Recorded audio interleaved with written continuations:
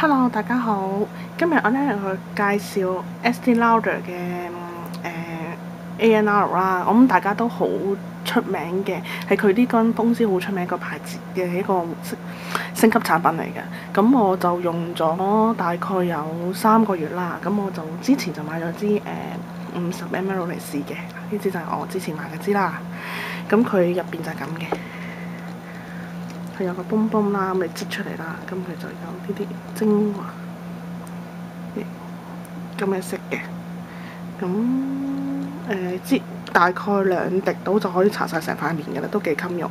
咁呢度50ml嘅，我冇記錯呢度買咗94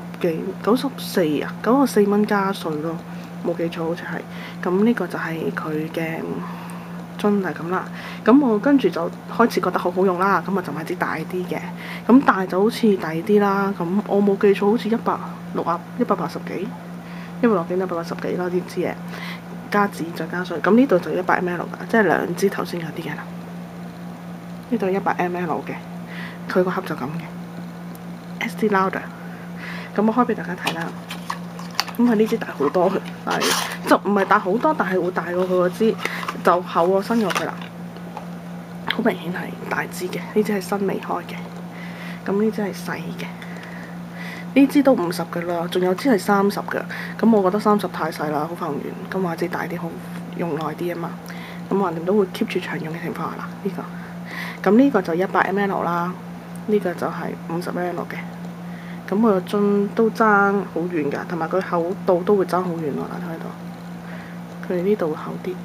咁呢個牌真係呢個牌子嘅 ANR 係好好用，佢嘅眼霜亦都係好好用。咁我下次我會買佢個眼霜嚟試下啦，因為我覺得用咗太多錢買呢啲嘢啦。咁同埋佢會有呢張嘢嘅，就係講佢呢張。佢嘅說明書點樣用？咁呢樽嘢最好就係夜晚用啦。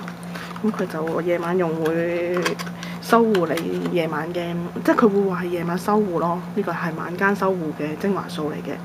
咁入邊就 OK 㗎，都佢好濃嘅其實。我擠少少俾大家睇。嗱呢度，睇唔睇到？點少少啫。就已經係咁少嘅份量，已經可以搽勻成個面嘅啦。其實嗱，真係好吸收，冇嗰陣唔會話好香嘅香味，但係都有陣味，但係唔係嗰啲好強烈嗰啲香精油嘅味。嗱，大家認住呢個係 Estée Lauder 嘅晚間修護精華素，係啦。我今日介紹就係咁多先。